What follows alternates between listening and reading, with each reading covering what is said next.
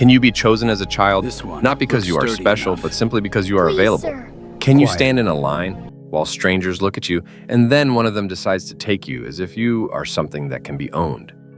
Imagine that scene clearly.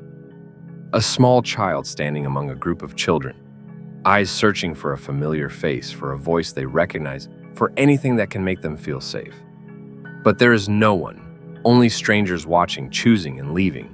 And that child does not know if they are going with a kind person or if they are saying goodbye to their life without even realizing it. This is not a fictional story.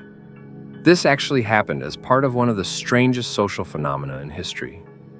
Orphan trains that carried children from one world to another. But before we get to the train, let us take a step back to the cities. Cities of the 19th century, where life was harsh and merciless. The streets were full of the poor families could barely feed themselves. And the children were the first victims. Some of them worked at the age of 6. Some of them slept on the streets, and some of them had no one at all. But here is something important. Not all of these children were orphans. And this is where the first shock begins. Many of them had parents, but they were poor or sick or unable to take care of them. So was the solution to take the children away from them? Or was there something else that was never said at that time? An important name appears. Charles Loring Brace, a man who saw himself as a savior. He walked through the streets, saw the children, and felt that time was running out.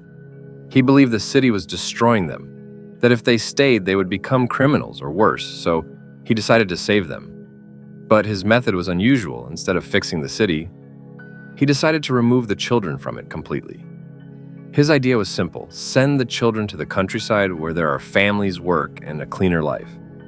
It sounds logical, even humane. But was it really? Here is where the real story begins. A system was created. Organizations, structure, advertisements. Children were gathered from the streets, from shelters, and even from some families. Yes, families. Some parents were convinced or indirectly pressured to give up their children under the idea that it was better for them. Was it really a choice or social pressure? No one knows the full answer. But the train was not waiting. The children were prepared simple clothes. Sometimes they were given new names, or their ages were changed to make them more desirable. Can you see it now? This was not just rescue. There was organization. Something closer to a display. Then comes the moment, the journey, the train, a carriage full of children, some crying, some silent, some not understanding what is happening. Can you imagine the silence inside that train? A silence filled with fear. Every stop brings them closer to their fate. But no one knows what that fate is when the train arrives. The most disturbing scene begins. The children are displayed in halls and churches in front of a crowd. Yes, a crowd. People gather. They look at the children. They examine them. They ask, is he strong? Is she obedient? Can he work? And then they choose. One child is taken, another is left. Imagine that feeling, seeing a child next to you being chosen while you are not. Is that bad luck or survival? And here the theories begin. The first theory says these trains were truly a humanitarian effort, saving children from poverty, giving them a new chance. And there is evidence to support this. Some children lived good lives. They learned, they got married, they became part of society. But there's a problem, a big one.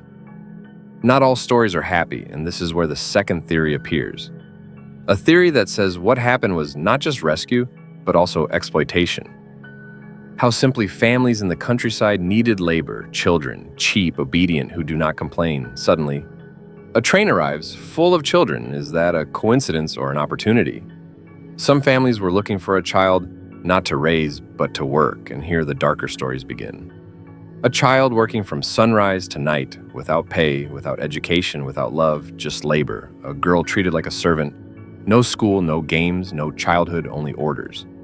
And here a dangerous question appears. If the goal was to save the children, why was there no strong system of supervision? Why were the children not regularly checked on? Why was everything left to the families? Was it neglect, or was the truth uncomfortable? There is another point. That does not seem logical. Some children were separated from their siblings and placed with different families. Why, if the goal was humane, why break apart small families?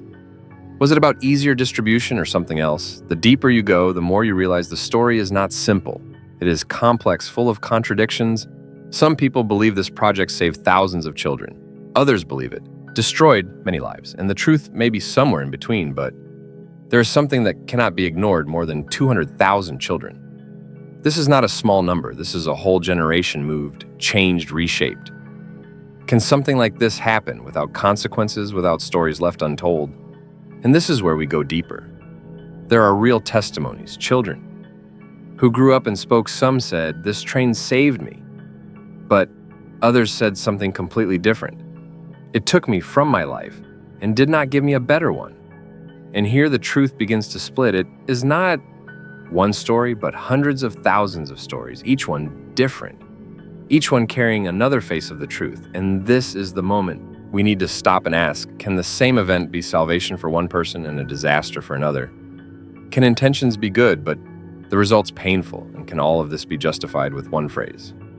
For their own good, but who decides what is good for a child? And here doubt begins, because history is not always fully written. Some stories are forgotten, some are hidden, and some are never told at all.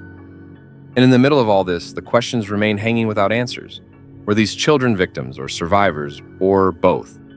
And if time went back, would we do the same, or would we choose a different path? The story is not over yet, because the next part will reveal darker details, stories rarely told, and secrets that may change everything you think you know. Are you ready to know the full truth? But what if I told you that some of these children were not just victims of poverty, but victims of trust? Trust in a system they did not understand. Trust in people they did not know. And trust in an idea that seemed right, but was not always that way. When you look at Orphan Trains from a distance, everything seems organized, structured, logical. But when you get closer, the details begin to appear, small details that are enough to change everything. Some children were not properly recorded. Some of them lost their identity completely. No papers, no history, no proof. Imagine growing up not knowing who you are, where you came from, or why you ended up in that place. Is this a new beginning or a complete erasure of a previous life? And here one of the most sensitive points appears. Many children had their names changed, officially or unofficially. The new families gave them new names, sometimes to integrate them and sometimes to erase the past. But why erase the past? Was it because the past was painful, or because its existence was uncomfortable? And can a person really live without a past? All of these questions the children were not able to ask. They were young, afraid, dependent on those around them. And here lies the problem, because dependence without protection can turn into exploitation. Some families truly committed. They treated the children as their own. They gave them education, love, and a life, but others did not. And here we reach the part history does not like to talk about. There was no unified system to protect the children. There were not always regular visits. There was no strict evaluation of every family. And in some cases, the child was left to their fate. And this is where the stories that were never written in school books begin. A child sent to a farm. At first, they were welcomed with a smile. They were told, "You're one of us now," but they quickly discovered that they were not. They woke up before everyone worked, more than everyone, ate less than everyone, and slept where no one else would. Is this a family or a job without pay? Another child, a girl, was chosen because she looked quiet. The family wanted someone who would not complain or resist. Years passed, and she never went to school, never learned to read, was never called by her real name. Only come, go, do. Was she a child or just a shadow? But in the middle of all this darkness, there were moments of light. A child chosen by a family that truly cared. They taught him, supported him, and gave him a real chance, and he grew up and became successful. Some became doctors, some became teachers, some became part of changing society itself. And here the question returns: how can the same system create success and failure at the same time? How can it be a savior and a destroyer at once? The answer lies in something simple: the absence of guarantees, because the idea was general, but the execution was individual. Every child a story, every family an experience, and there was no single standard. And here the theories begin to shift. Some historians believe this project was a first step toward the modern child welfare system, the beginning of the idea that society is responsible for its children. But others see something different. They see what happened as a large, unfinished social experiment where children were used as a solution to a problem, not as individuals with full rights. And here a very important point. Appears at that time there were no clear laws to protect children like today. There was no real concept of child rights as we know it now. So can we judge the past by the standards of the present, or is that unfair? But does that justify the pain? does it justify the stories that ended in silence? And here we reach a deeper stage, the stage of identity. Some children grew up and began to ask, who am I? Is this my real family? Is there someone somewhere who still remembers me? Some tried to search but found nothing. Records were incomplete, names were changed, stories were lost. Imagine searching for yourself and not finding anything. And here another side of the tragedy appears. Not only what happened in childhood, but what continued throughout life. A void, a constant question, an incomplete identity. And here the truth becomes clear. Charles Loring Brace may have believed in what he was doing. He may have wanted good, but intention alone is not enough. Because a system, when it grows, becomes something bigger than its creator, something that cannot be fully controlled.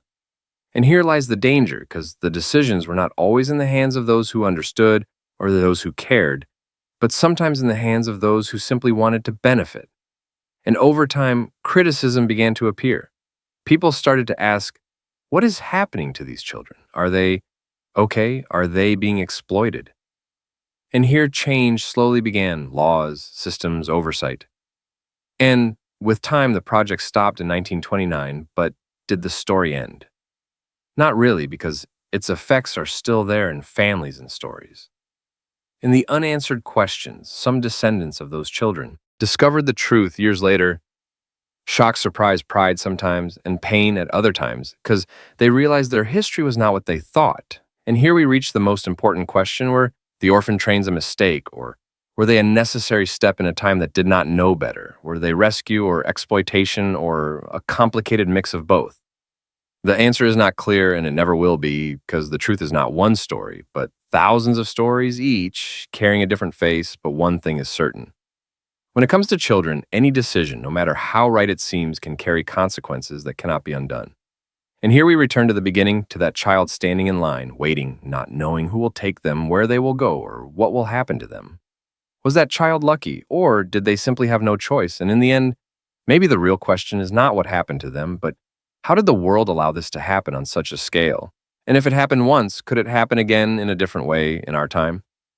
Or have we truly learned the lesson, or have we only changed the form and left the core the same? The train stopped, but the questions never did.